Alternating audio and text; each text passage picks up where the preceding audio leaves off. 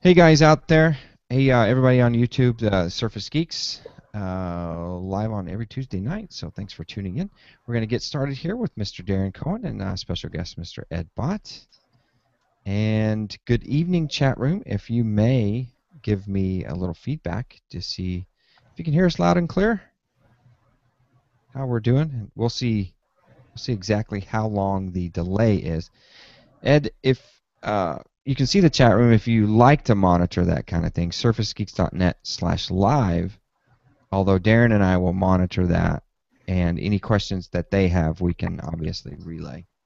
Well, I got this Surface sitting next to me here, and it's just not doing a thing right now. So might as well. And it seems to work pretty well. So, woohoo, there we are. Let me just tell them.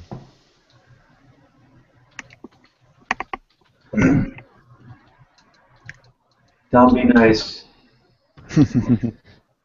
Baze has got us on the Xbox One. Of course he does. Very nice, very nice. On the Xbox, YouTube app on Xbox do live? What's that? I guess the YouTube app on the Xbox One has live video?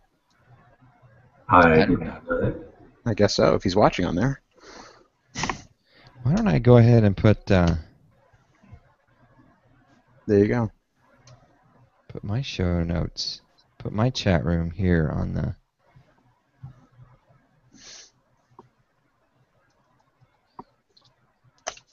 That's cool. Okay, then I can have notes here. Good idea. We have those Surface Pro things. There you go. This is always the chat room. Always on your RT. Yeah, my Surface. All right, let's living up to the name. There you go. You know what the sad part about this is? I need to check to see what episode I'm up to. Am I 68 or 69? I'm 69. 69. Surface Pro 69. Okay. Yeah. You guys ready? Let's go. Get my pens here. Let's do this. Ed, I'll if I could bend your ear for 45 minutes to an hour, and then I could drop you off. Feel free to drop off, say hasta la vista in the hangout, and then Darren and I will just keep on chatting. That'll work. Okay. I don't want to keep you. Okay, here we go, guys. This is the Surface Geeks Podcast, episode number 69, recorded on this day of June the 3rd, 2014. It's Surface Pro 3 with Mr. Ed Bott. Hey, y'all. Welcome back to the Surface Geeks Podcast. I'm your host, David McCabe. I'm super excited tonight to be talking with Mr. Ed Bott. Ed, you joined us, I think it was episode 2. You helped me kick this thing off. That was way back when. That was way back. I remember it about as well as I remember anything from that part. See, yeah, it was monumental for me, so I remember it, of course. But I mean, we have a great show for you. Surface Pro 3 is the main topic that we're going to be discussing, and we're going to have just a little bit of hint of a news, and we'll kick it into the Surface Pro 3. Now, let's start out with a little metadata. If you want to follow us on Twitter, and you'll know exactly when the show is going to take place and when and where at Surface Geeks. Now, also joined by Mr. Darren Cohen. You can find him at FinsUpDNC. How you doing tonight, Darren? I'm doing well. It's been a few weeks. It has. I almost skipped you. I forgot. You're like right there. I take 2 weeks off and I'm gone. And you're out of here. Mr. Ed Bott is on Twitter at Ed Bott, and you can find him. Just search, just Bing for ZDNet Ed Bott, and you will find the Ed Bott report and all of that information. And I think you just heard Lucy check in here. Lucy, the Springer Spaniel, just barked to let us know she may want to say something about the Surface. That would be fine. If you've got Lucy using the pen, then by all means we switch from our podcast directly to that. Because I want to see. Because that's news. That is news, and we're just a bunch of talking geeks. So let's get straight into it. First of all, and I don't know if you guys are prepared for this, but I watched that Twitter thing, and after all the talk about hockey, I tuned you guys out when you're talking hockey. Besides, I have Blackhawks fans in my audience. And Darren, what are you showing? My 20-year-old hat. The last time the Rangers won the Cup, I bought this hat, and I've been wearing it every game this year. So it's going to sit here until they win it again. Great. Well, I predicted Blackhawks all the way, and look what has happened. So you hockey fans, that's fine. You just go into you got the Blackhawks, I got the Habs, and we're out. But Darren's still alive and kicking. Still alive and kicking. My Pacers are out, so. Oh. Yeah. At least your Pacers made the playoffs. Well, I don't know. They showed up. They did show up the first two series. They didn't show up with Miami. God bless those Pacers. So after you guys cleared out all the hockey talk, there was this, I don't know, this little murmur in the air, and I could feel the angst, and I could feel the tension, and it was all around Office, and it harkens back to that old argument about why don't we get things first? Why didn't RT have Touch Office first? Why doesn't Windows 8 have a version of Touch Office? And then all of a sudden, those apps come out for the iPad, and then today I felt it. There was a dagger. Was it a dagger to the heart, David? It was. There was heat in the air, guys. Darren, start me off because I know you were right in the thick of it. I guess Mary Jo Foley is the one that broke this story, but that Android Touch Office for Android will be coming, I believe, is late second quarter this year, fourth quarter this year. Sorry, fourth quarter this year, and that the Touch Office version for Windows will not be coming till the spring of 2015. And that was the part I just saw a million heads bow and shake. Just what gives? Just a dagger to the heart of your fan base. I mean, that's two. I tweeted out the original Surface announcement, which was exactly 2 years ago this June, and I was like, it's going to be 3 years from the announcement of Surface to the touch version of Office, and that got me more than whether it's iPad first, Android first. If you beat each other by a month or two, it doesn't really matter. Right. It's the iPad version to the Windows version. You're going to be talking 16 to 18 months. I mean, that's a long time. I think more like 12 because it came out in April. Okay. And so it's but about a year ahead. So look, a couple things. I feel the same disappointment that you do. I would like to have a native touch experience for Office on Windows 8 tablets. It's just something that would be great to have.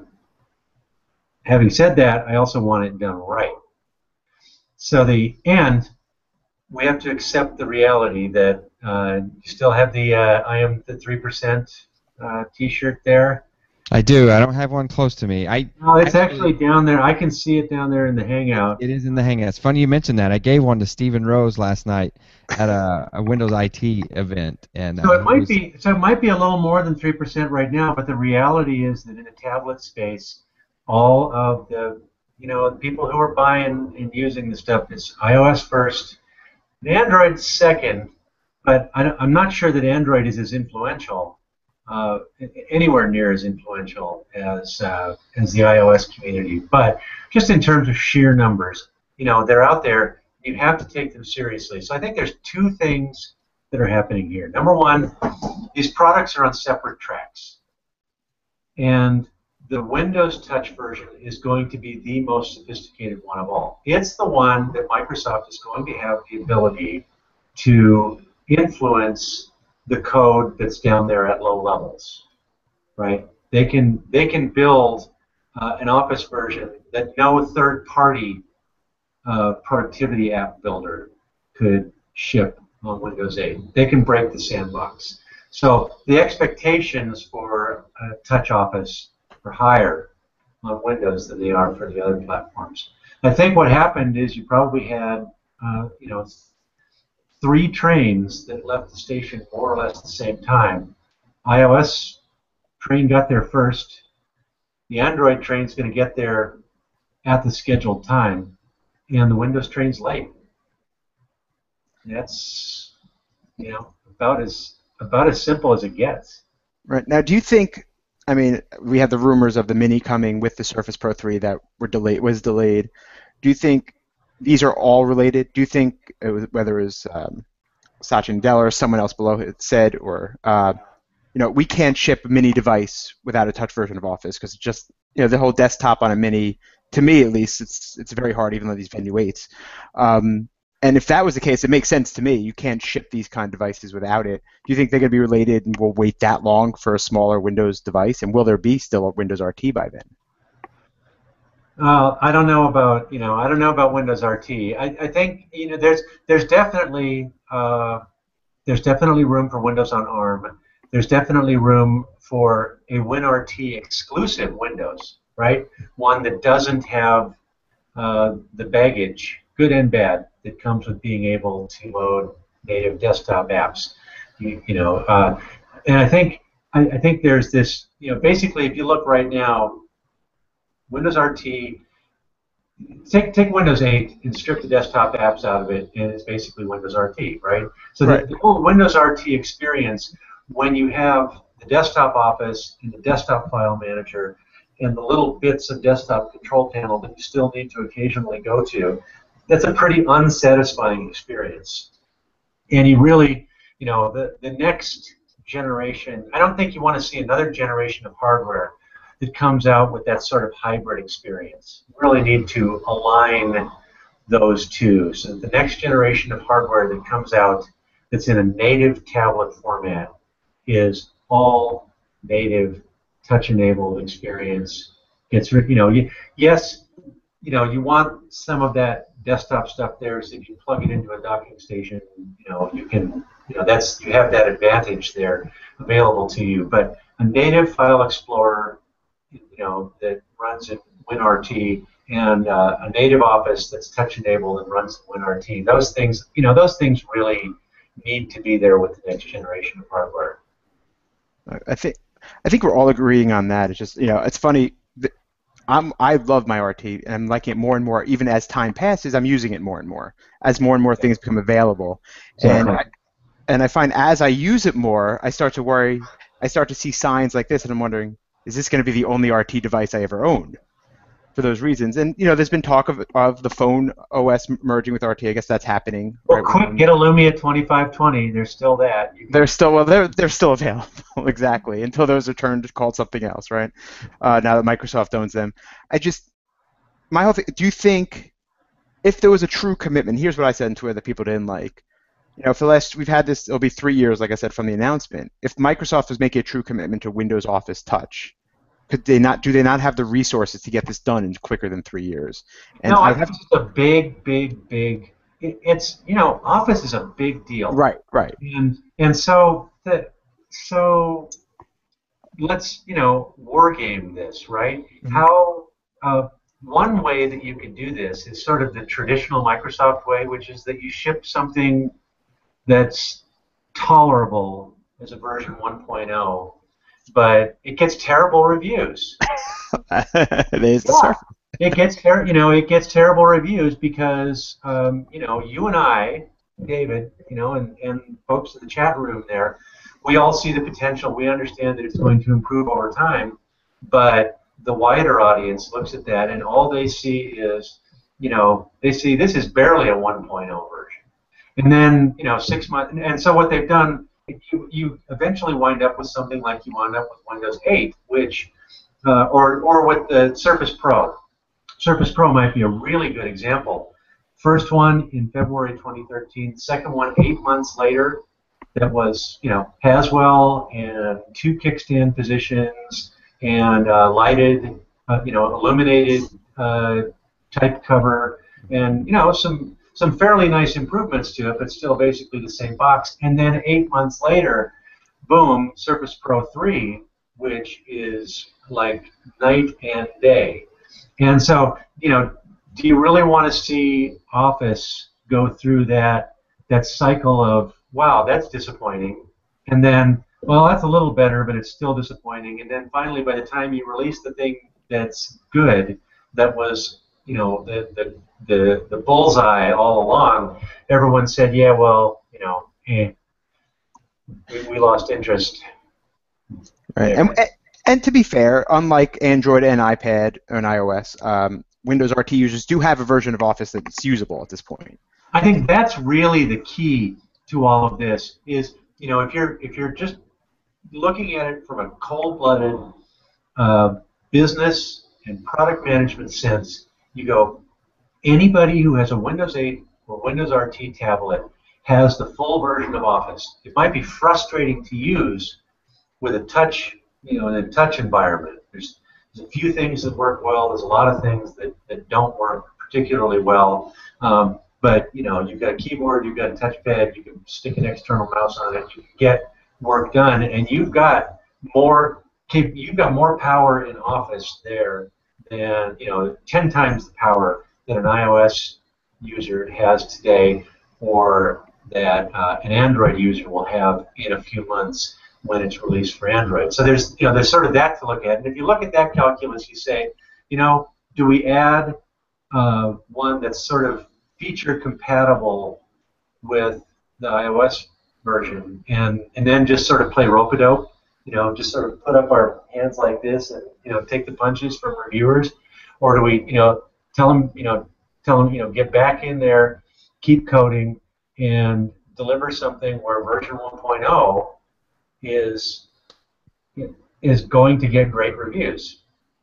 I don't know what the calculation is, but I hope that's what that's all about. I agree. I hope they're just moving on with. They're trying to make it a product that works, and they're not just pushing it to the back. I think that's what a lot of people worry about. And what was interesting, and I know we've probably all watched it, whether we liked it or not, the WWDC yesterday. Yeah. And what was interesting about that, and good for Microsoft, by the way, and it's kind of funny how, the enemy of my enemy is my friend works. You had all over the slides yesterday was Microsoft.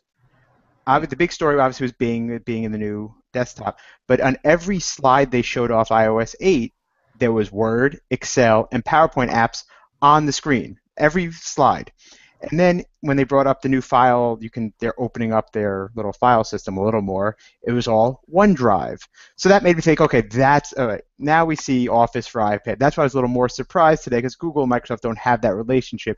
Why we heard that Android news today it's like, that makes sense. We'll use Bing, we'll give you Office, here, have fun. It's fascinating, because the other thing that you noticed there yesterday in watching WWDC was iCloud Drive, right? Mm-hmm. I wrote a column a couple weeks ago that said, called Apple's whole cloud strategy for the last couple of years a real missed opportunity for them.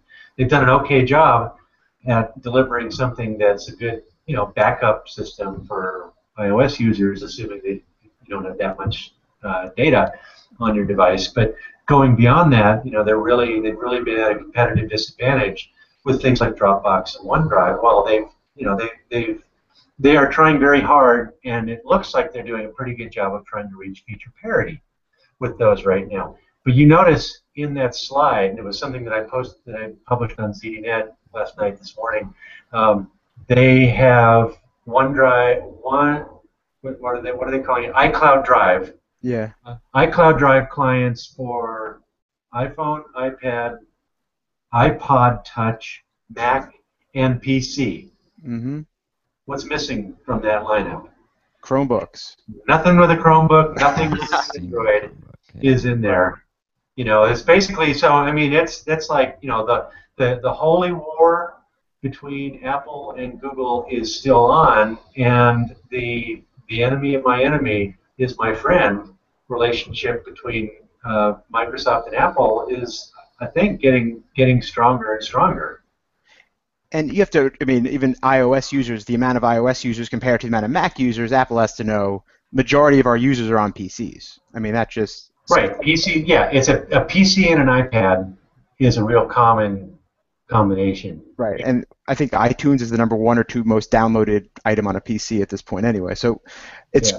it's good to. They're definitely not in that fighting mode because they sell hardware. That's what they're in the business But of. so now the news about Android, I think, is more where Office for iOS is.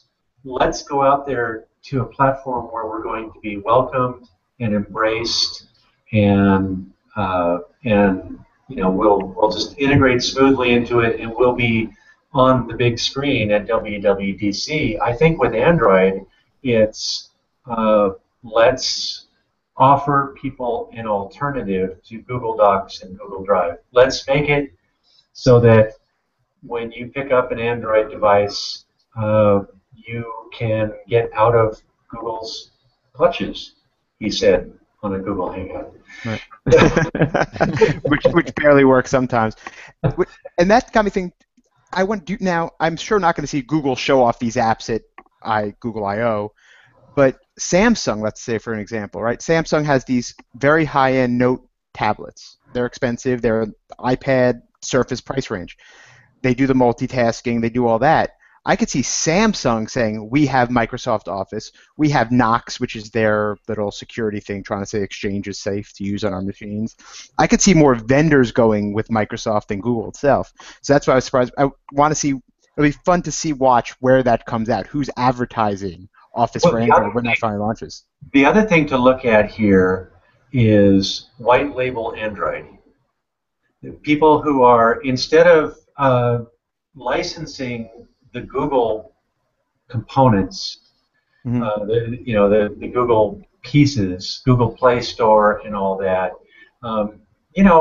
Nokia came out with an Android phone 2 months ago, and they're continuing to develop it. And there are still people at Nokia working on Android devices, and those Android distributions are not from the Google branch. They're separate and independent with their own stores, their own home screens, and so the one possible opportunity that you have there is, this is nuts, but what if Microsoft says, fine, you want Android OEMs, you're not interested in licensing Windows Phone from us? We have a build of Android that is loaded with great Microsoft services and things like Nokia Maps, Nokia Here, Nokia Music. It's got Xbox product on it, and we'll put that together there. And you want that Android? We'll do it for you. Yeah, preload that on all those white labels that you said, and all it takes is a quick little credit card to enable that. And the white label suppliers, they don't do a thing, but it helps them sell their gear. And then you've got the $69 Office Home SKU where you can make some money, and you've got the $99 or maybe less, $69, whatever they come up with for Xbox Music. You've got a lot of opportunities for Microsoft to sell services on an Android platform that isn't owned by Google. So maybe that's one end game for all of this. I think it's also an interesting observation about Samsung, because that's one more step away from Mother Google that they can take on their way to their own, platform. Right, which launched, I think yesterday was the first Tizen phone finally launched. Developer conference going on now. But even outside of that, on the Android tablet space, unlike iOS, which is doing well, iPads is the only tablet really in the game right now. Android tablets haven't made much of a mark, and the ones that have are in a lot of places like in China and such. They're white label Android that are really much just video players. They don't do much. So there is this opportunity to grow in that platform. No, Android tablets haven't made enough of a mark where it's like, okay, they're entrenched. You actually could make a dent in that based on where they stand now, and whether it's a Samsung or some no-name that are just selling, because most Android tablets are the no-names. Look at the Google Nexus, which we hear so much about in the tech press around here, sold nothing. I mean, in terms of real sales, did not move many items. So there is room there as well. Right. Oh boy. So we'll see how it goes, and we'll see, and hopefully it's a case of under promise and over deliver. Maybe we'll see that touch-enabled Office a little sooner than next spring. But, I'd rather they do it right uh, than deliver it too soon and get another wave of disappointing reviews. I'll tell you what, the reviews for iOS Office, I don't think I read a bad review. I did read people who, were disappointed at, having to pay for it. Right. Printing. Well, It was fixed. Yeah. That's our new world. Pay for apps? What do you mean? Yeah, what do you mean? I think people aren't happy about it, obviously, but I think going after that Google Doc crowd before they get completely entrenched, because they're going to be like, well, I used to be on Office. I used to use that Office, and I could probably use some of that. I'd be familiar. They take a look at it, and they're right back in. Someone in the chat room just reminded me. They said a guy by the name of Ed Bott came up with a way to strip iTunes PC of the crapware a few years ago. You need to republish that, Ed. And I still probably 2 or 3 times a month I get emails from people saying, "Are you going to update that? Are you going to update that?" I remember doing that exact thing and stripping out all the bull, stripping out the bonjour and all that crap just so you could run iTunes. Yeah. We need an article about Chrome if you want to run Chrome, but not run now. They add all the background agents that show up in your little taskbar every time you open it. It's amazing. It's the same thing. Geez, that's a good idea. I'll have to look at that one. And get it on a USB stick. That would be completely off of my hard drive. Then we would be talking. All right, guys. The elephant in the room is the Surface Pro 3. Now, this drops to the public June 20th, right, Ed? Although it'll be available for the public to demo in Microsoft stores in 2 days. This weekend. So that's, and I was talking with my Surface geeks, and I pegged that date. I know they know that. And I pegged that date. I said, no, look for it to hit the stores on that Saturday, right around this time frame, because that's been their track record. Yep. And that's the best thing ever. You need to get it out there for people to see and to touch and get some momentum before it hits the shelves. And I'll be honest with you, I ordered mine already. I ordered it on the first night, even though I knew I had one inbound. That's on the right there. I knew I had one inbound to play with, but I went ahead and ordered. Which one did you order, David? So I have a Surface Pro 2 here, and you can kick a dog only once or twice before it learns, and I do happen to learn every once in a while. I bought a 4 gig 128 in front of me. It served me well, but it could serve me better. Yeah. So I purchased an 8 gig 256. The i5. i5. So you can get it on June 20th. Yeah, I want it now. I don't want to wait. I'm sure when the i7s come out, I'll probably want to try to get one. But I did get the most important thing is I got the red keyboard. I want that red keyboard also. I got the maroon red, so I'm in IU territory, so I thought I'll fit in. And I'm kind of tired of blue, even though it's a lovely shade of blue. That's right. Now there will be. Okay, now there will be a different shade of blue available as well, an exclusive at Best Buy. That's at Best Buy right now. Is that a little darker or is that a little lighter? It's darker. It's darker than this one. It's that if you go to Best Buy's website, it's basically their logo color. Okay. So it matches their. I would hope that they get a perfect Pantone match between the type cover and their logo. I'm sure that they did. They split those details for sure. Yes. Let me just start by let's address the guy out there listening that has a Surface Pro 2.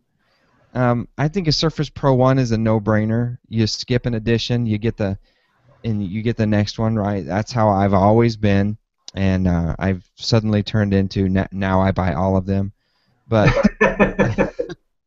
but let's address the Surface Pro 2 guy, because I have one sitting here and there's nothing wrong with the machine. Yet I look over at this Pro 3, it's night and day. Well, okay, there's nothing wrong with the machine at all. The Surface Pro 2, especially as a portable PC, is really good. It you use it in laptop mode or tray table mode or whatever, but basically landscape mode. It's just a fine PC. They fixed many, not all, but many of the problems that it had there. The Haswell chip gave it decent battery life. It wasn't in the original Surface Pro. There's less heat and fan noise also from the Haswell thing. The second kickstand position made a big difference. The illuminated type cover, so you got all these things that improved it. For me, the problem with the Surface Pro 2 comes when you try to use it as a tablet, and especially when you try to use it in portrait mode. One of the things that I love to do with a tablet is to read magazines.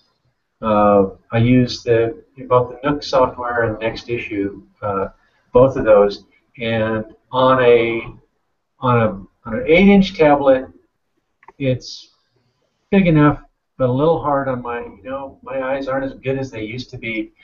And so an 8-inch tablet is a little bit of a challenge there. It's fine for reading books, a little tough for magazines. And so a larger tablet for reading magazines basically matches up with the size of the physical paper magazine that you get. So you're getting you're getting the analog. Only when you travel somewhere, you can have 10 magazines in there, and you can flip through them, and and they don't. And the entire Surface Pro 3 weighs less than a single summer issue of Wired, maybe, right? Wow. It's true. It really and truly is true. So, and that's where the Surface Pro 2 falls down for me, is when you turn it sideways. Now, the Surface Pro 3, you turn it sideways, and it just, first of all, it's thinner. You get that. That's just that difference in thickness is monumental. Yes. It might not be a lot in terms of the numbers when you put a caliper on it, but when you feel it, and it just feels night and day. Secondly is the weight itself. Roughly half a pound less. But even more importantly is, I think, the center of gravity for the thing, because it just feels more balanced in portrait mode. And I can sit there and I can hold it like this for 20 minutes, and it's not going to bother me. Any more than that, I'm not going to want to be holding it up. But if I'm sitting on a couch or sitting in an airplane seat, I can just sort of balance that against my leg. It feels, it looks right, feels right. It doesn't have that weird, ungainly feel to it that the Surface Pro 2 had. Right. That, to me, that was the killer deficiency for the Surface Pro 2, was portrait mode. Yeah,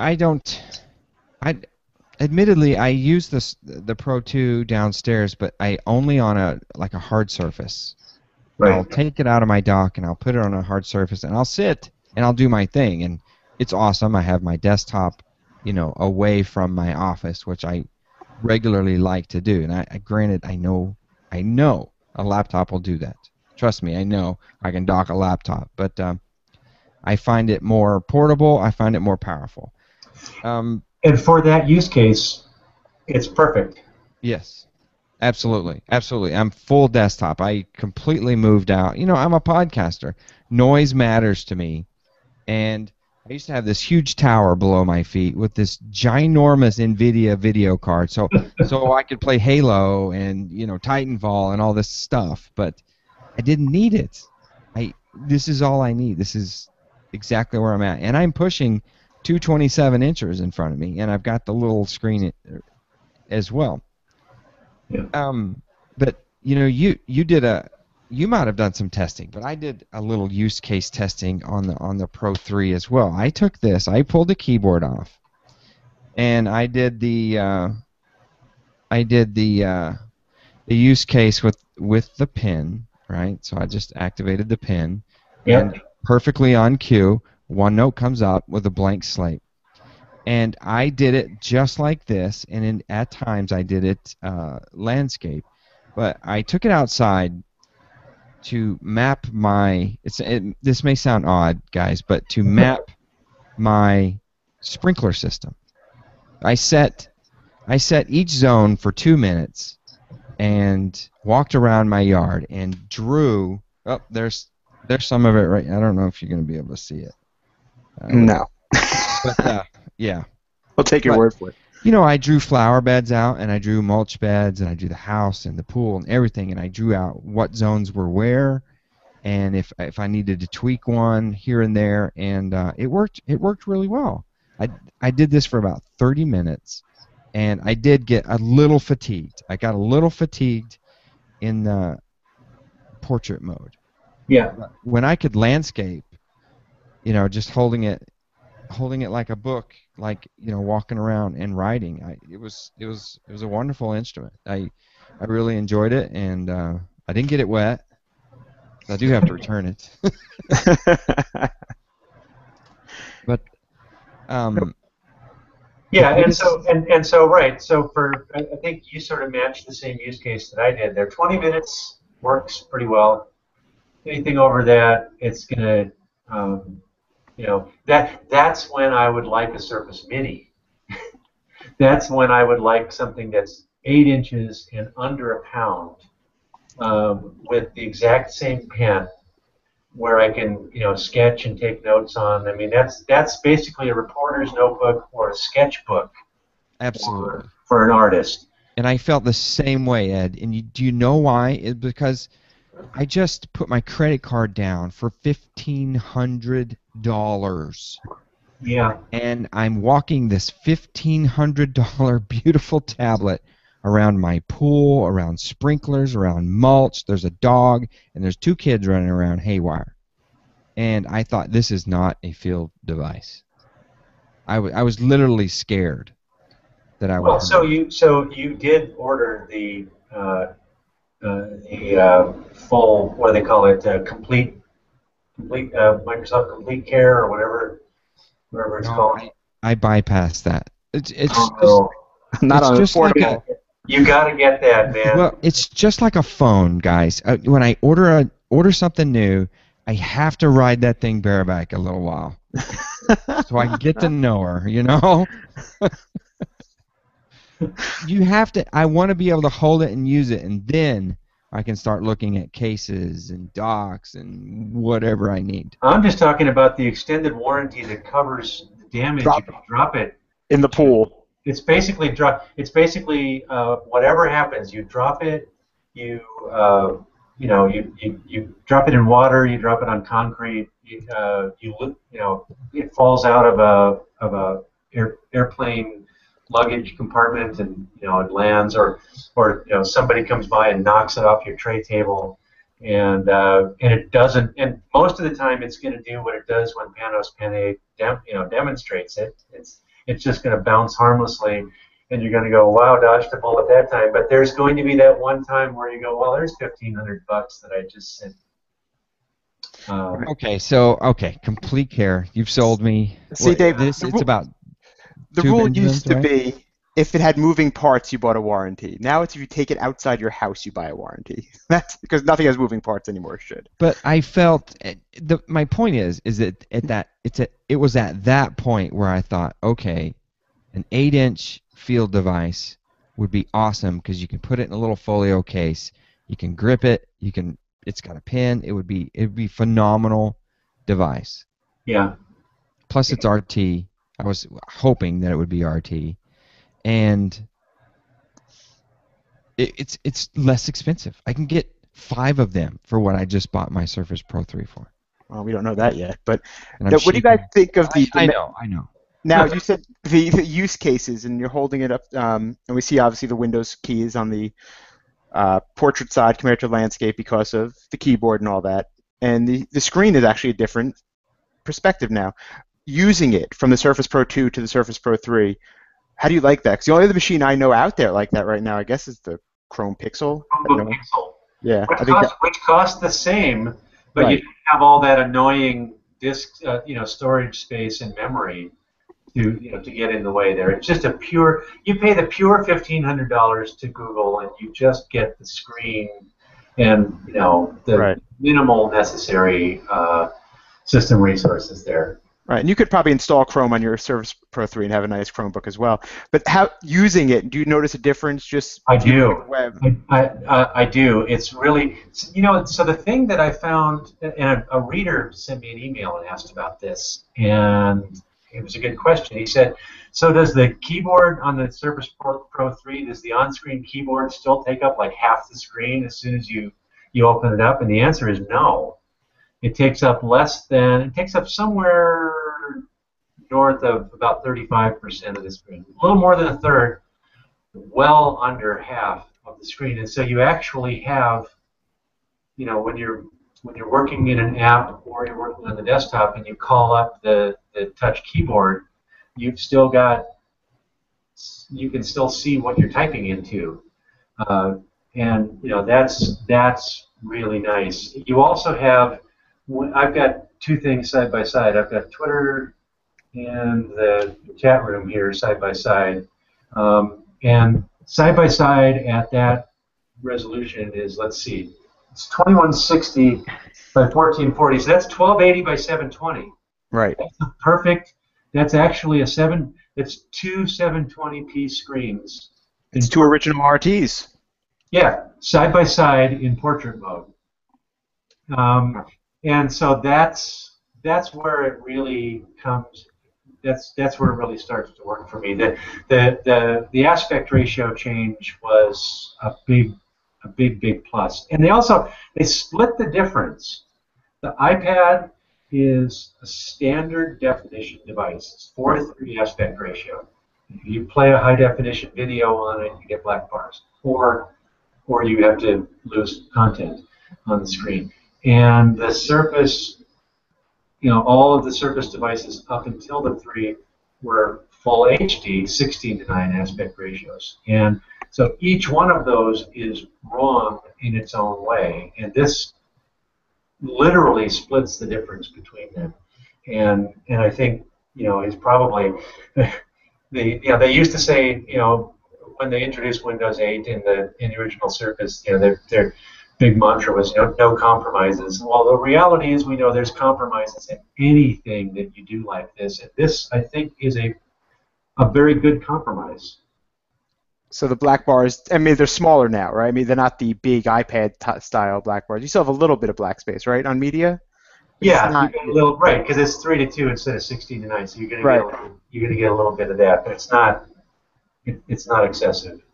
Right, and I'll take that payoff. I'll pay that price. I think so too. I think it was a great move. I think it was the smartest thing they did in the line of Surface is move to that 3.2. The other thing that it did was to give the type cover a little extra room. I'm gonna run in the other room and grab one of the original type covers because I want to see them side by side. I'll be right back. Okay. Yeah, mine are all doing they're photo shoots. They're so working. I have my stuff over on a table, and I didn't grab a type cover. But what do I have here? Oh. So you're like, okay. Dell. So here. So let's see if I can do this. Oh, good. This works perfectly. So here here's an original. So you can see there's more room around the thing, and if we put it here, let's see if I can. The keys themselves line up. Let's see if I got that there. I think I got that. Yeah, you got it. Okay, so the keys themselves are almost exactly the same. So they're gonna feel okay in the hand. But now, look at the extra room that you've got down at the bottom for the trackpad, and for the wrists and all. And then you've also got this extra room up at the top which is where you get that magnetic latching effect that that allows the type cover to have an angle. It props up a little bit, so you get a nice ergonomic feeling to it. Now that's a blessing and a curse. I'm not 100% sold on that. I like the fact that when you push the top of the type cover up, and it makes that magnetic connection to the bottom bezel on the tablet portion of the Surface, right? It does make it more like a laptop. It does make the feel of the type cover more rigid, and it gives you that ergonomic tilt. That's a good thing. But the other thing that it does to me that I find, it's not quite a deal breaker, but it's pretty close, is if I want to go out, if I want to reach over there and touch something on the taskbar, it's hard. It's crowded. I can't do it. It's crowded. Yeah. I have to sort of squeeze my finger. I don't have the biggest hands in the world, but I also don't have these, long, slender fingers of a, concert pianist. And so, trying to touch that, trying to touch one of the icons on the Windows taskbar there is a little tough. So what I found is that I only do that magnetic tilt thing when I have a mouse. Oh, really? I still put up with it. I think it more than makes up for it. And I agree, it's very hard. And I'll try to show you now. Yeah. I lost my screen, but there's like this little bitty lip of space. If you can see where the bump of the keyboard kind of comes down, and then it goes to just the magnetic portion. So you almost have to, when you go in for your desktop taskbar, you kind of have to push down. You angle down with your finger if you're going with a finger. Yeah. Because it does kind of cover. I think I'm going to let this my little fingernail grow out here, maybe half an inch or so. People might get the wrong idea, Ed. So you can dig down in there, right? I can be, I can start a headphone company next. There you go. There you go. It's annoying, but I think having the other thing it took some getting used to there was that I'm used to when I was using the Surface Pro 2 or any Windows 8 touch-enabled device, I'm used to swiping up from the bottom of the screen to make the app bar appear. Well, forget about the taskbar. You cannot do that at all. You have to swipe down from the top of the screen to make the commands appear at the bottom, in the app bar at the bottom. Correct, and it's not going to work in a lot of brains until you get used to that. Because I used to swipe up because that's where you swipe. The stuff appears at the bottom, so you swipe from the bottom. It's 18 months. That's actually 2 years if you count the betas. That's 18 months to 2 years worth of unlearning that I'm doing. Retraining. Okay, so I'll give you one of mine, and it's kind of silly, but it goes back to 2 years of using this thing. I reach up to the top right corner to power it on or off or wake it up. Yeah. And there's no button. I have to go over to the other side. It's like when you change phone vendors, and the buttons are moved around, and it takes you a couple of weeks to really figure that out. Yeah. Although I adjusted to this one. Very quickly. Now I pick up the Surface Pro 2. And I'm going, hey, what happened to the power button? Oh, it's on the wrong side. It's on the right. Now here's the most important question. At least with these touchpads, the type pads, all these, has been the trackpad on these things have been pretty awful. I carry around a Bluetooth mouse whenever I'm using these because it's the only way it can function for more than a few minutes, especially if in the desktop environment. Metro Touch works fine. How is the trackpad compared to the first generation of these devices or second generation of these devices? First generation was terrible. Second generation was almost tolerable. Third generation is pretty good. I think it has actual physical buttons on it, which good. The whole Surface is click. Yeah, so you can actually click, click, click Right. instead I of would having, I instead would of almost pressing. correct you and say I think the second gen was barely tolerable. Yeah, well, okay. It would I yeah I only used it when I absolutely had to. Yeah. And it's, I mean, it's bigger. It's still, so I think a lot of this comes, if you're coming to this from having used trackpads on Windows notebooks, which are generally fair, they range from fair to midland, and Right. if you're lucky enough to get a good one, you just count your blessings and try not to, update the driver because you might ruin it. And so if you're coming from one of those, this is going to feel really good. I think anyone who's used to, the gold standard in trackpads is on a MacBook. Right. Unfortunately, they really, unfortunately for the experience of somebody using this, somebody's coming from a MacBook to this, they're going to say, well, okay, this does not suck as much as the trackpad, and then they'll start listing all the terrible Windows trackpads that they've used over the past couple of years.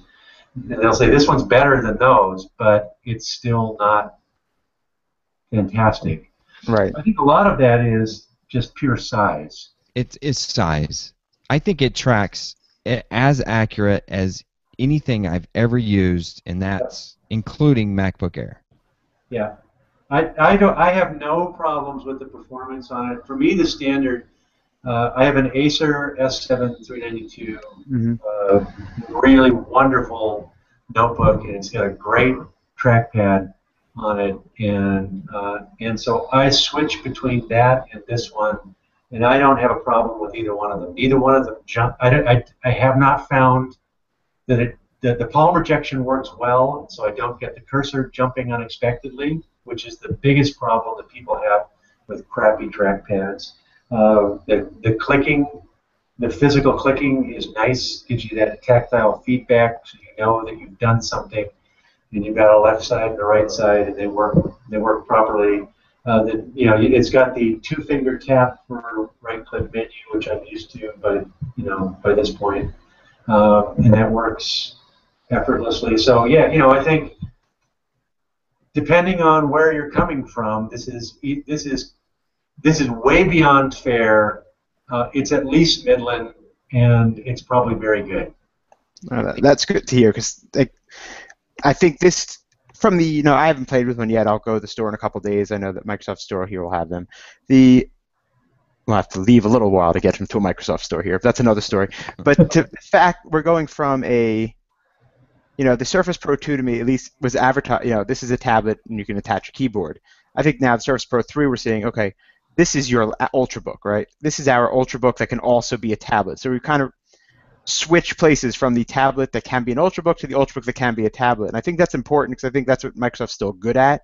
Yeah. So that's why I was very excited to hear how the touchpad and the keyboard work, because to me that's the key. And the irony is that it's actually almost better as a tablet now than it is as an Ultrabook, which says more about how the tablet performance has improved than anything. Because it's a better Ultrabook than the Surface Pro 2.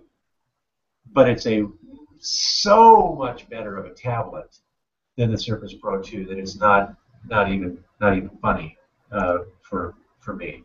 And let's be honest, this is the first round of Surface. I mean, pretty much across the board has gotten positive reviews. I mean, there's been little blips here and there, but for the most part, people seem to like this device. So it's gonna be interesting to watch how. It's still a $1,500 device. There's a $1,000 model, but let's say average $1,500 device. You're not going to move iPad numbers, but to see how this changes the game, and I want to see how other OEMs react to it. So there's an interesting question, Darren, that you raised that I think is a legitimate one. That $799 SKU Mm-hmm. so it's got an i3 and 64 gigs of storage and 4 gigs of RAM. That is, that's the basically with it's i3 instead of an i5, but that's basically what I've been using in the Surface Pro 2. Now, for one of us, and for I suspect most of the people in the chat room, that's not going to be enough storage. But for my wife, who primarily uses this as a social media and media consumption machine, she's going to want to watch movies on it, read books, stay in touch with her friends on Facebook and Twitter, and surf the web, read stuff. There's not a lot of storage demand in there. You download a movie, you watch it, you delete it. You cache some music in it, but that doesn't take up that much space. And I can throw a 64 gig SD card in there for $36, and all of a sudden it's a 128 gig device. And there's one button in Control Panel that you click that lets you change the default storage locations for music, videos, and pictures to your removable drive. And so, boom. At that point, that $799 machine, which I think you'll be able to get the occasional 5 or 10% discount on, all of a sudden becomes a fairly attractive device. And not much different than an iPad Air pricing-wise at that point. Almost identical. Identical, right?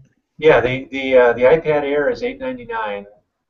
I'm not sure, they might have a $799 SKU out there now, but basically you're right there at the exact same point. Storage level wise, yeah. But then you can sit that down. You could put that in the docking station, attach it to a large monitor with a real keyboard and a real mouse. It takes I have not seen the docking station yet. I've only seen pictures of it, but I can tell that it's going to work at least as well as or better than the Surface Pro 2 docking station. And that at that point you have a full-on desktop PC. It's a really nice. Yeah, you go from Photoshop Express to Photoshop. Yeah. And at same price points. At the exact same price points. All you've done at that point is you've added you've added a monitor. The monitor is the biggest add-on there. That's $179 maybe for a 24-inch, for a fairly decent 24-inch monitor, keyboard and mouse, and external storage. Well, even if you didn't need to, I mean, the screen. If you're a 13-inch Ultrabook owner, I think you're going to be just as happy with this screen. Yeah. I think it's head and shoulders above screen size. So I think there's a lot of people who are looking at the $799 entry-level SKU and going, I don't know. But I think honestly, for people who are, heavy. Email doesn't, unless you're a pack. If you're not a pack rat, that could be a perfectly good machine. Especially the micro SD expansion means that basically you can throw there's 128 gigs. There's 128 gigs now. Because I put that at 1520, it works well. It works great. Yeah. So you put that in there, and you've got 128 gig iPad Air. Is I think that's about a $1,200. Yeah, I think it's $10.99 or $11.99. Yeah, so you're up to that's pretty pricey there. That's $100, $120 add-on. So you get that, a type cover, and that entry-level Surface Pro 3, and you're right around $1,000, and you got 192 gigs of storage. Yeah. And you can run. There's no desktop program that you can't run. It won't be a great gaming machine because it has the 4200, the HD 4200 graphics in it. And you might punish the CPU fan a little bit if you're trying to do things with Photoshop, but you'll get the job done. Now, it's interesting also if you go onto the Microsoft Store, they compare the Surface Pro 3 spec to spec with the MacBook Pro, not even the MacBook Air. You know what? They did, and then they changed it. Oh, they did. I saw it. So you looked at that within the first 48 hours after it was Yes. launched, right? Right. And so I sent a note off to Microsoft and said, when I was sitting down with the executives at Microsoft at the launch event, they were talking about the MacBook Air, not the MacBook Pro, and in fact specifically said we don't think that the fair comparison is to the MacBook Pro. I said, so why are you doing this on your website? Well, guess what? I looked at it again 3 days ago. There, Yeah. I think someone got the memo, and if you go to the Surface website now, you see a much more sane comparison, which is the MacBook Air. Right. Well, I was going to say, it really, I mean, on the high end wasn't insane. It really does, though, from the i3 version you were just saying, you can actually have it say, hey, this competes with this, the mid ranges are the MacBook Air is spec for spec pretty much Yeah.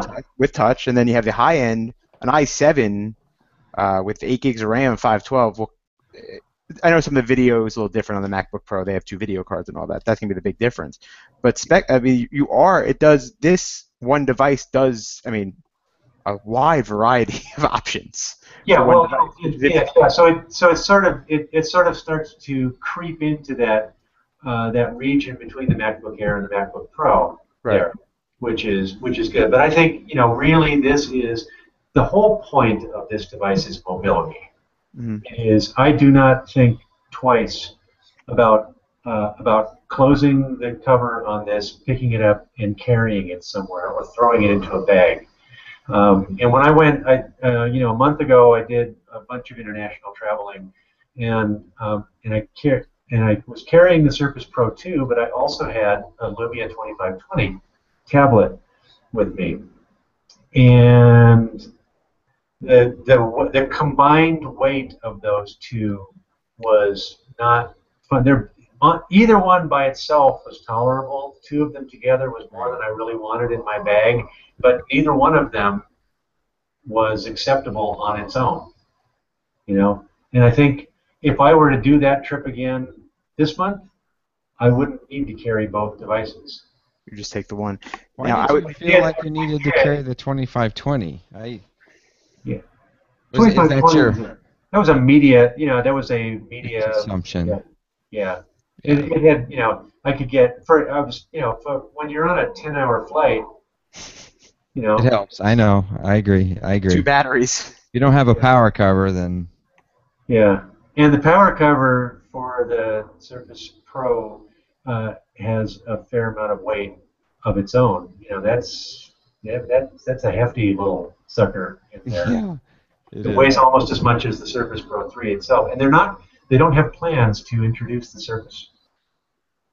power cover for the Surface Pro 3. So that's interesting. It will work. So what's interesting is, have you tried attaching a Surface Pro 2 type cover or power cover to the Surface Pro 3? I don't actually have a power cover, but I have interconnected keyboards. Yeah. And it's very odd. It's very gangly looking, especially size-wise, But yeah. It looks like you ran it through the spin cycle for just a little too long. You're Barry Seinfeld. Just admit you shrunk it. Shrinkage. Man. Okay, I shrunk it. But it does work. But the power cover does not. The battery in the power cover does not work on the Surface Pro 3 as it exists today. And when asked to comment on whether that will be fixed in the future, Microsoft declined to comment. You mean in the smart fashion that it does with the Surface Pro 2? Yeah, right. No, it doesn't. The battery, it doesn't recognize the battery in the power cover. Surface Pro 3 does not recognize the battery in the Surface Pro 2 power cover. It recognizes the keyboard and trackpad and uses them.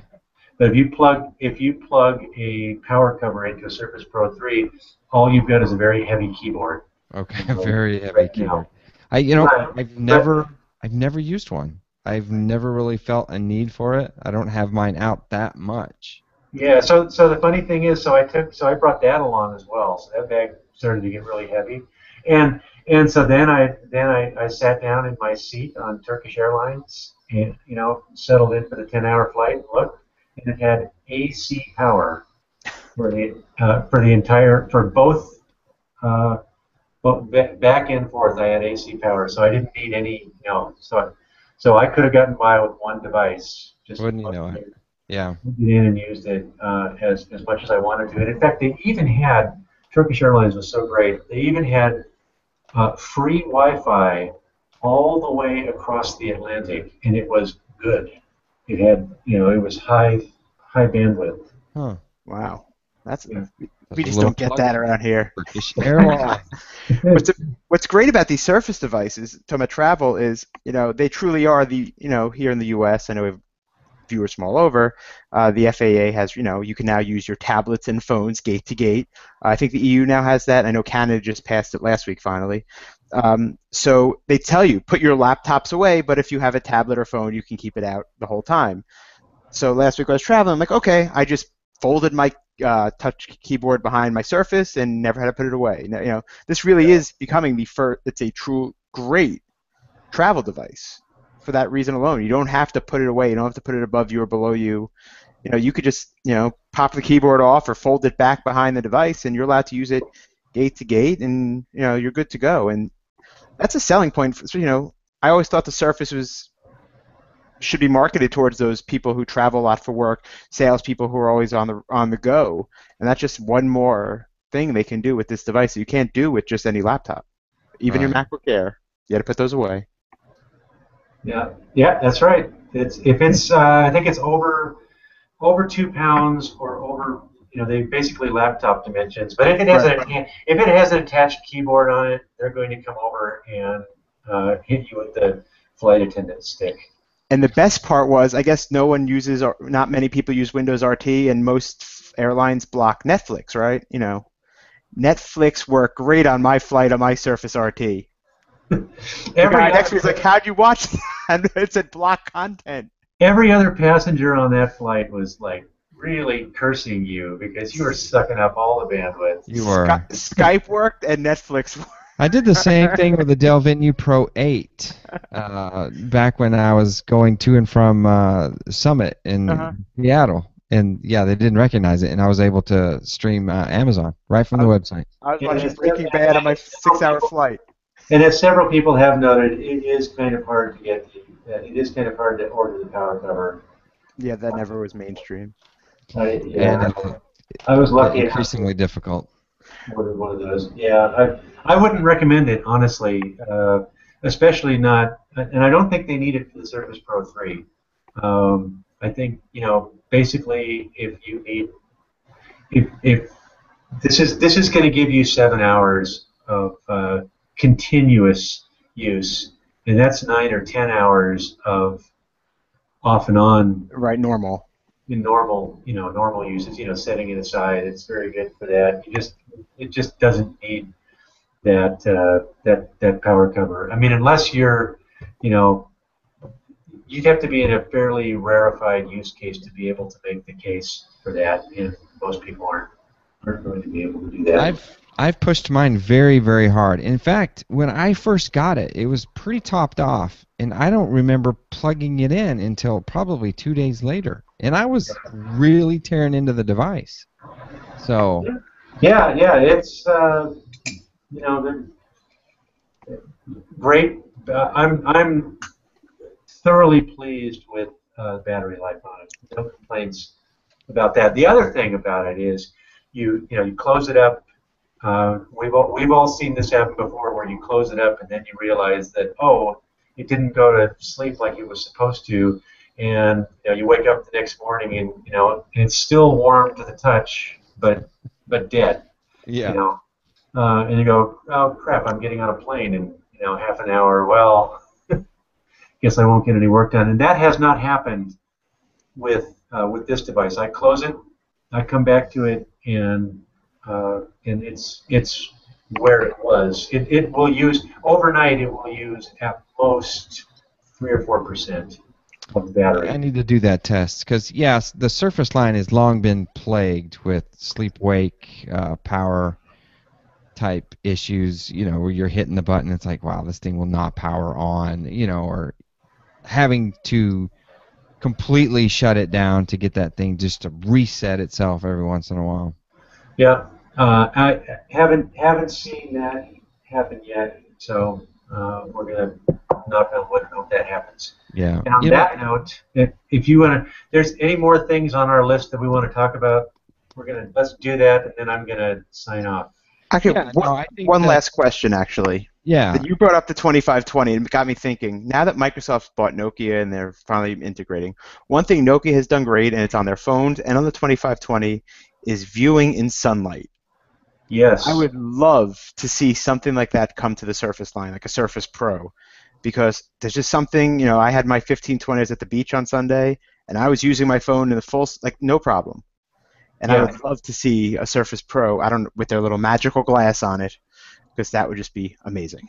Well, and I think, my suspicion is that now that those two hardware teams are under the same leadership, I know there's a tremendous amount of respect from both sides for what the others are doing there. So this isn't one of those. I don't think that there's going to be the issues of integration that a lot of companies have with this kind of acquisition. Yes, there are cultural differences. Yes, there are redundancies that they're going to have to deal with. Yes, there are products like the Surface RT and the 2520 where you go, guys, I'm not sure that you can make a case for continuing both of these because they're kind of the same thing done differently.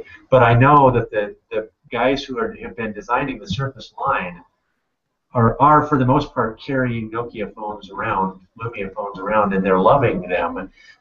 So there's a lot of respect for the design talent on both sides. So I'm cautiously optimistic that hardware expertise is going to get transferred between the two sides more quickly than you might have seen it otherwise. That's awesome. Because I hope so. You said you brought the 2520. I thought that was going to be your answer why, because you could use it outside. And I did. Well, the other thing was I took it. I was covering a press conference over in Turkey, and it was honestly it was really a lot easier to carry around the Lumia 2520 with its little keyboard. And I knew that I would get all-day battery life out of that, where I didn't really feel entirely comfortable with the Surface Pro 2. And then again, there was that tablet thing. And the kicker for me, the reason I brought the Lumia 2520 was that I knew I was going to be spending a lot of time in making connections in U.S. airports, and I was going to be spending a few days in some U.S. cities, and it had LTE built into it. Right. And that is for that use case, it was fine. So I threw it in my. So I still might, I still might carry the two of them, but I won't carry them both in the same bag. I think I'll be able to get by with one or the other of them, but the 2520 could be on the endangered species list for me because the Surface Pro 3, frankly, does almost everything that the 2520 did, but better. Yeah, I would agree. Almost all. Almost all. Almost all of it. We'll see. All right, guys, it's been fun. Thanks, Ed. We appreciate you coming out. It's Ed Bott. You can find him on ZDNet. Look for the Ed Bott Report and also on Twitter at EDBOTT. Good night, Ed. Thanks, sir. Good night. How do you close a Google Hangout again? Yeah, you have to say, "Okay, Google. Please remove me from the European tracking list." Damn it, Google. There you go. There's a little red phone if you hover over the screen. Now that just escalates your troubles when you curse at Google. Thanks, guys. See you later. Good night. See ya. Don't go anywhere. We're still Surface Geeking. We're going to be talking just a little more. Darren and I can chit-chat back and forth so you guys on audio hang in there with us. But big thanks to Ed for chatting with us. That was a long, guys on chat. Long haul there. I hope they're hanging in there. They are. We have some new people in the chat room, so thanks for... Yeah. We've only gone barely over an hour, guys. Barely over an hour. It's only halftime. It's only halftime. Yeah, I tweeted out a picture. I just tweeted out the Pro 3 next to the Surface Pro 2, and it's just ginormous compared to it. Now, someone put the picture, I don't know who it was on Twitter, it was amazing, was seeing the Surface Pro 3 next to the iPhone 5S, the width angle of it. And they're pretty much the same, which is amazing. Interesting. I haven't seen that one. Which is pretty amazing. That's how thin it is. You're talking, I mean, phone width, whether it's exact or not. Profile. I've got some good pictures profile while I've stacked up every single Surface that I have. I need to get those published. Speaking of different tablets, I've got something here, and let me get if it will actually wake up. I'm not going to show you the front, but I'll show you the back. Check this out. Dude, you're getting a Dell. Yeah, but you see there's an Intel Inside sticker, and it's not an Atom. Check that out. It's the Dell Venue Pro 11, and I just got that last night. I just got it configured today. Hello, bezel. Hello, bezel. Hello. But hello, removable battery. Hello, upgradability. The cover on this thing pops off. That's wow, that's pretty cool. Can you see pops. the inside? Yeah. I don't know. Do I need to shut this? Let me shut it off first. There goes Dave. Before I melt it. Right, so it's got this tab on the back, and I'll just put the focus on oh, wow. this camera. See that tab? Mm-hmm. Just throw a thumbnail into there. The first time I did it, I thought I was going to break it. So it just pulls right off, and it's a plastic shell. Now, this is not quite Surface quality. But it comes off, so you have to get. But it does come off. So you have access to the RAM. So yeah, we've got the RAM. There's the SSD card. It's a SanDisk actually. It's not even a. Oh, it's flash memory. Yeah. What do you call it? It's M-SATA or something. Yeah. And what is this right in here? I don't know what this is. I can't see you holding it. It's down. Upgradable. I don't know what this one is. Wow, I can't tell. But it's got a screw on it. I need to look at the. Maybe that's a Wi-Fi card? No, because I see right here. See the little Wi-Fi. Oh yeah, there's the Wi-Fi. So it's a Wi-Fi card. Anyone's watching a video. Now it has an SD card slot on the side, but it's in a fashion of a SIM card slot. So that's very much like it is on the Nokia phones. So but it's an SD, but right. It's like a SIM slot. So you have to right. You need the pin, right? Yeah. I got a rather large. Here's exactly like this. If you can see on the screen, the Nokia 1520 has the SIM and the SD card next to each other. I always mix up which is which. Yeah. Exactly the same. There's the. Yep. It's SD. Mm-hmm. So it's a shame that this model does not have LTE. Some of these models do. Some of the Dell models do. This one does not. It's got a 36 watt-hour battery. And you can see, where's the, it's got the little sliders, just like a laptop where you can slide to unlock that thing. And if you're on audio, go check out the video. Yeah, catch it on YouTube. You'll see some great shots of Ed, the Surface Pro 3s that we were using, and this is interesting. So, I like the fact you can replace it. This is much more of your standard laptop type in a tablet. I mean, with the same i5, was 4 gigs of RAM in that? I think this is a 4 gig model. Okay, so I mean it's a full. It's good to see other PC makers making these. This is like almost like the Samsung to the HTC one, right? Like it has a cheap plastic back, but yes, it comes off. Yeah, there's some trade-off. Right. Dell sells covers and pins and a dock. They sell a dock with this thing. Mm-hmm. So it does have a fan.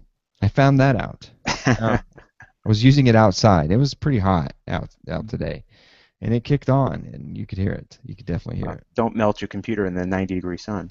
I was more worried about getting it splashed on because I was at the pool, the outside office. So I'm definitely going to be showing you this. So if you wanted to just compare, Now this is the The- 11-inch compared to a 12. I mean, wow. Correct. So the Pro 3 is behind it. There you can kind of see me in the reflection. Pro 3 behind it, and the Profile. It's not bad. profile there. It's You said it's round. heavier though, right? It feels heavier to me. A lot of You that look might be up that the center specs, because of the but size of the whole, you know. it is obviously not an Intrig device because the Surface Pro, I don't even know where the button is. The Pro 3 pin does not work on it. I'll try the Pro 2 pin on it once she reboots. So that's interesting. So, I mean, in reality, hardware to hardware, it should work in a similar manner to the Surface Pro. I mean, it's still your i5 with 4 gigs of RAM. Now, here's the big question, since it is a Dell. So I think it came from Microsoft, so it might be the signature experience. I'm not sure. But when you load it up, did you have McAfee, Norton, both? No, AVG, Avast? this was a signature Dell. It Okay. did have a couple of the Dell apps, but some of those apps you really want on there. The touchpad and the sound and that stuff. No, it's more of the of their software delivery, where they can look for firmware updates, and you can report your Dell tag, that number on each Dell Right. back to Dell, so you get your warranty done in there. The But service thing. yeah, there's no crapware at all. And so you don't have a keyboard yet, because I don't have the keyboard yet. It's supposed to come to me. and that's I believe more of like a pop-in type regular laptop keyboard, right? That comes with that one. I looked it up, and they had two different types. They had a full-size pop-in, and then they had a flat Oh, okay. pop-in. And I honestly don't know which one's coming to me. I don't. Interesting. And let me see. Surface Pro 2 pin is not working on it either. Do you think that it would? So there's no active. Well, the Surface, both Surface Pros have actives of different, but they both have active digitizers. So it's probably more like the Dell 8, which needs like a stupid pen that doesn't really work well. Yeah. If you need a pen that works, get something with a digitizer on it. Yeah. Yeah. I don't even know if I could test this honestly against the Surface Pro 3 and tell you that it's bad. So. All right. Well, hey, it's another device. Something to test. Something to test. Like I have. Screen looks pretty. I'm sure not quite the resolution of the Surface Pro 3. 1920, 1080. I think that's what it is. That's not bad. So 1080p. Yeah, I'll get more into it. I've only had it powered on for like 5 hours. So it was enough to throw in your Microsoft ID, and you could say, okay, do you want to set it up like a new PC, or you want to copy everything over? And I always set it up new. Well, there you go. So more device, and that's what I want to get into more. Like you see the Surface Pro 3, which is a great device, and one great thing about Windows and the PC market is that other people can come in and try to match those kind of devices or come up with their own version. So Lenovo, Dell, and HP, whoever else makes PCs these days, Acer. Let's see what they come up with. The competition within the PC market's always what's driven the PC market to be the 90-something% dominant force. From the $300, now it's going to be Bing-powered Windows, up to the $3,000, $4,000, $5,000 gaming machines. So a lot of people always assume Microsoft is making these Surfaces as a way to say, hey, this is what Windows 8 should look like. These are the type of devices that you should be making. We don't care if we sell a ton of them as long as we make good, gorgeous hardware, which everyone agrees Surface have been from the start, even if the software wasn't there yet or the OS wasn't there yet. So it's interesting. Now it's time. Windows 8.1 Windows 8 was that in-between state, but Windows 8.1, and now it's time to see. I can't wait to see whether it's that Dell or Lenovo, what they come up with next, because someone's going to come up with something that says, whoa, we didn't think of that. Because you can do it with these, and that's what I would love that more Surface Pro 3, but just a little more Ultrabook. So give me the weight of a real keyboard with battery, like the power keyboard, but a real keyboard, the glass trackpad, and I'll take the 3.5 pounds on those days I want the full laptop approach. I think it's just like more and more of these kind of devices. Kinda. What? Like a little more rigidity. Yeah, like more of a exactly. Okay. Maybe without the kickstand, but you can still have both if the kickstand's in tablet mode.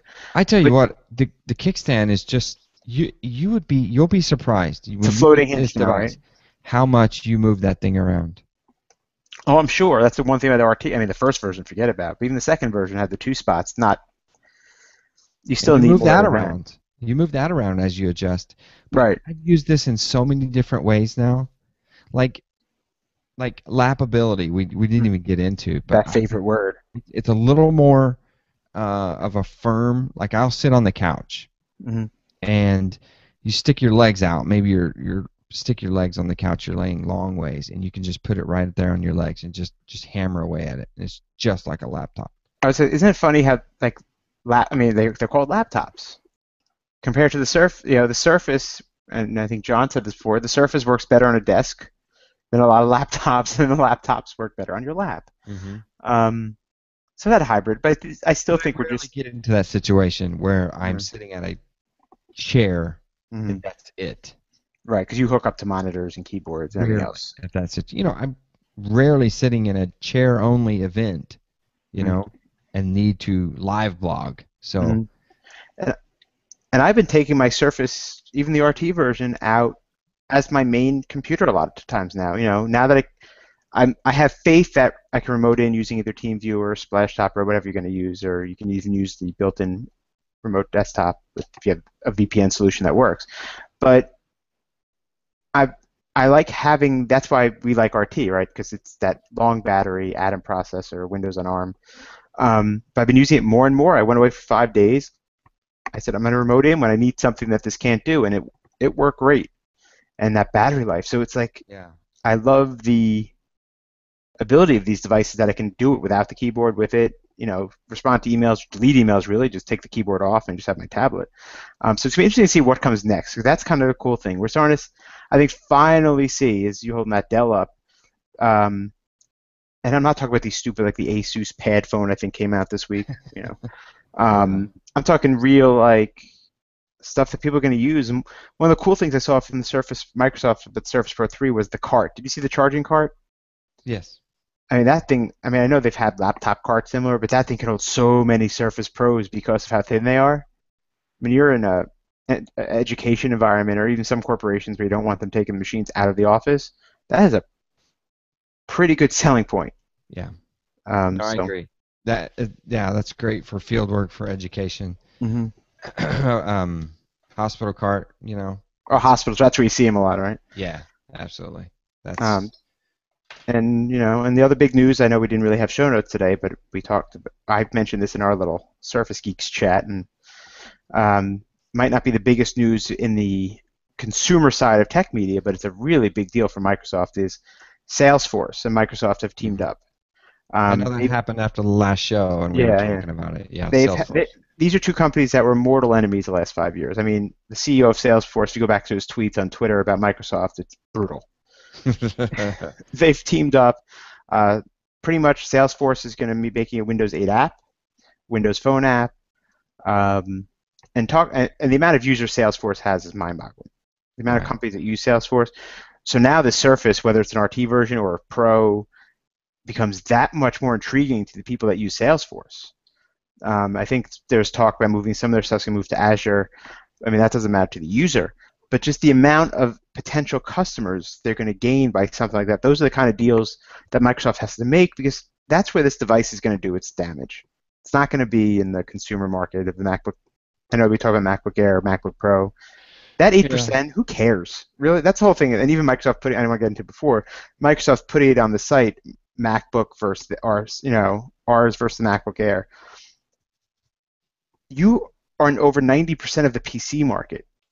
Stop comparing yourself to the little guy. They're supposed to compare themselves to you. That's why they had the I'm a Mac, I'm a PC, because they had to knock down the big guy. When you're the big guy, you don't knock down the little guy. That just gives them attention.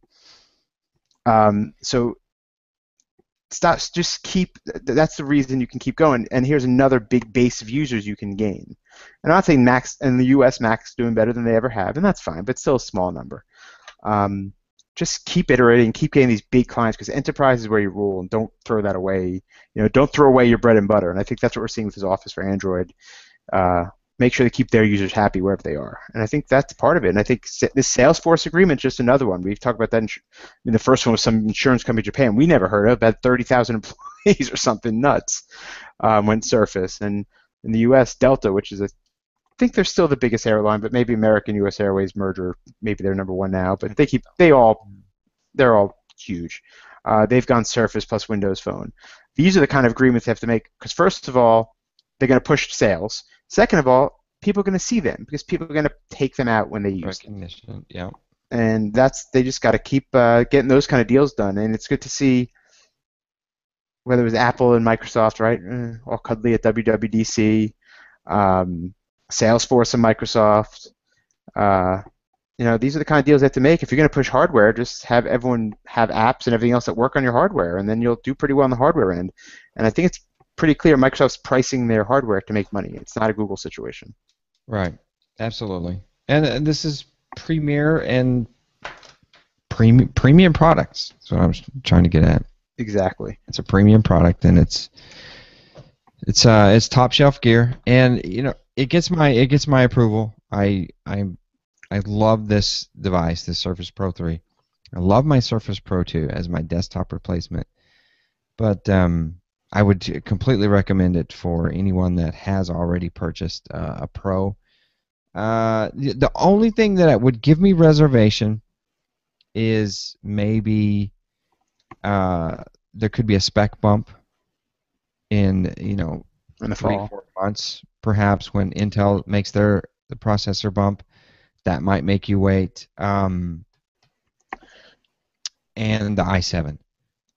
If you really need the horsepower, then you probably should wait for August to get that i7. But you can. Now, here's what's interesting, though. Microsoft claims the battery on the i3, i5, and i7 are identical battery time.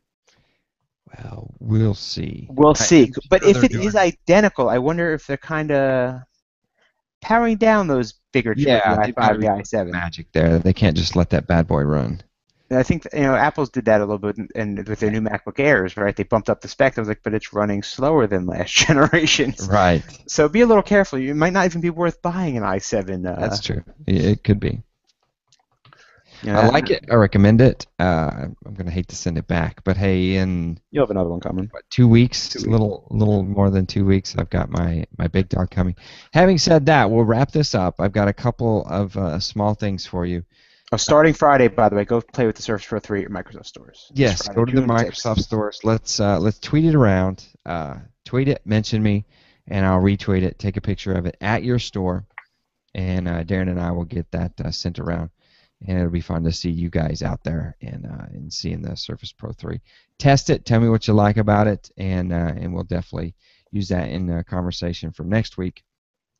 So, little personal information. I've got my Surface Pro 2 in the forums for sale. So I sold my Surface 2 One of our lucky 32 listeners. model. I still have my RT. I still have my 64 Surface 2. I think I'm going to keep those. Just nostalgia reasons. One item per version. I'm going to keep them. I doubt I can let those go. But I'm selling the Surface Pro 2. I've got it listed now, and I was thinking about maybe doing a little one-up of my offer for you guys if anybody would like to get the Surface Geek Surface Pro 2. I can send it to Darren so he can sign it for you if that's. Oh, I'm sure that's exactly what they want. That's probably what they want. As you got your big behemoth 1520 up there. Another piece of news, speaking of Windows Phone, so by next podcast I should be back on the platform. I finally succumbed to the icon, the draw of the icon, and I should have that Thursday. We'll see. We'll see how I do. Lastly, this is not. I've announced this in the HomeServerShow.com forums, but I have not announced this in the Surface Geeks forums. I do this little thing in September called a meetup, and we've done 3 of these. And and we're looking at doing September 20th is meetup number 4 here in Indianapolis, and actually 2. This is 5, isn't it? We had 2. Jim Collison, I'm lost already. I did 2. No, I did 1. This is 4. I'm getting ahead of myself. I thought I did 2 in Wisconsin. This will be meetup 4, where a bunch of geeks get together and we talk storage, we talk tablets, and we'll probably talk a little home automation this year. We raid our local fries together. We will raid the local Microsoft store, and last year it was an absolute blast. These guys were just blown away when I brought all these guys into their store. They just loved it. They called me the next week and said, please bring them back. Like, it's going to be a year. I would say our sales numbers don't look good Saturday over Saturday after you guys were here last week. It was really neat to see the buzz around the store, because when these guys were buzzing around the store inside, people were walking by like, what's going on? What's going on? So it drew people into the store. People just started coming in. So it was really cool.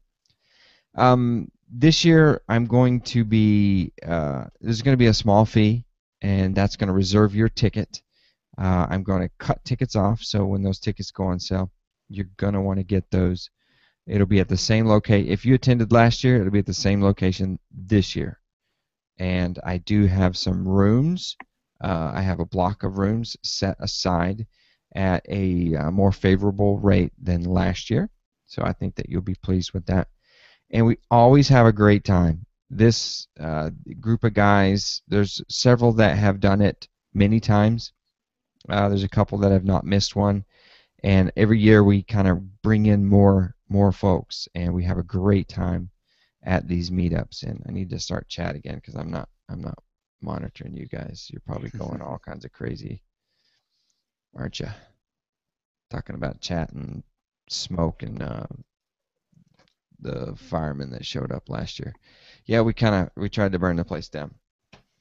But we always have a good time, and I will get something posted out there if you think about you'd like to join.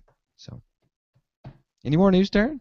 I don't think so. I think that was, this is our wrapping up, I guess, week 3 of the Surface Pro and 3 until it comes out. I mean, we talked about the Office thing. That just because it came out today and was a big deal.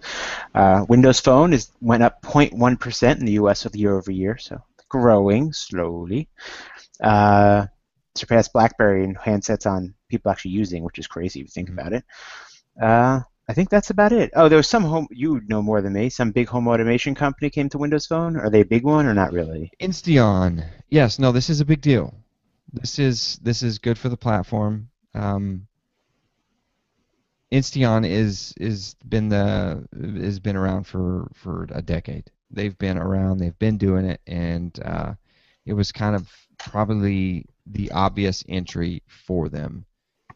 And someone's answering me. Anthony Fear has a hard keyboard option. My Surface Pro 2, I guess you're talking about. Yes, I do have a type keyboard. I'm going to throw in with that. I think I listed that. I'm not sure if I did or not.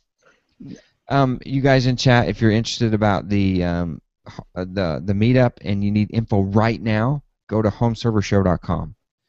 Go to the forums there. There's a post there. And same with the guys listening on the podcast. I'm probably not going to be able to get the information out. I'm going to try to get it in the next couple of days. And it looks kind of hokey because it is at a Holiday Inn Express. Now, granted, you'll wake up smarter. You will feel refreshed. But this is not your normal Holiday Inn Express. It's kind of this foofy, fancy hotel. Used to be an Indigo, right? You said.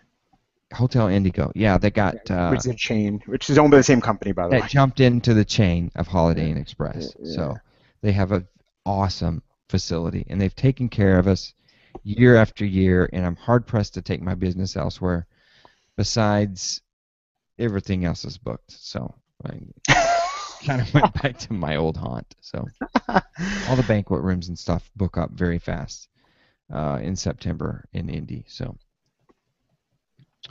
Rooms will be 99, I believe. They'll start at 99, and I think and next week there was the Microsoft Watch rumor, but we'll save that for the next show because that's pretty cool. Cross-platform Microsoft Watch, and cross-platform being the keyword. yeah. All right, let's call that a day. Hour and a half.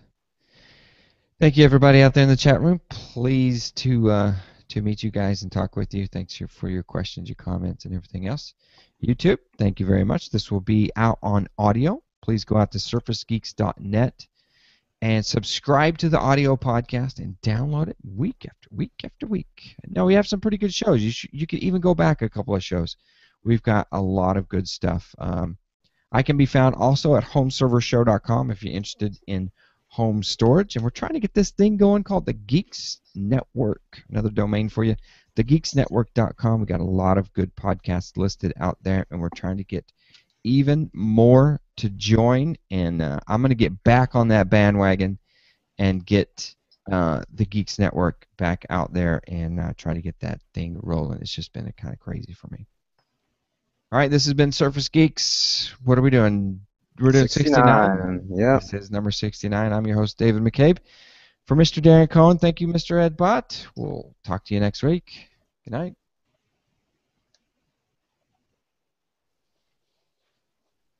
Okay. Thanks, YouTubers. Audio's off. I was thinking maybe I'll try to get that out tonight. That'd be good. Get a Jim and I retweet. were going to talk a little bit, but No home server show this evening? nope. New home service show. Hmm.